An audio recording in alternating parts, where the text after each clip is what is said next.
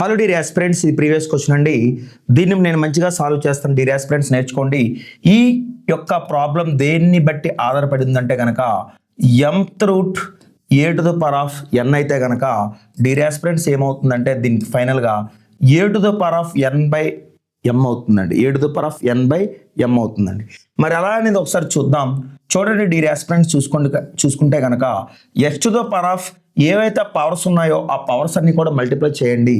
3 into 2 into 5 by ఏదైతే ఈ route యొక్క వాల్యూ అంటే mth రూట్ వలె ఏదైతే 5th రూట్ 4th రూట్ ఉందో అది డినామినేటర్లో పెట్టండి.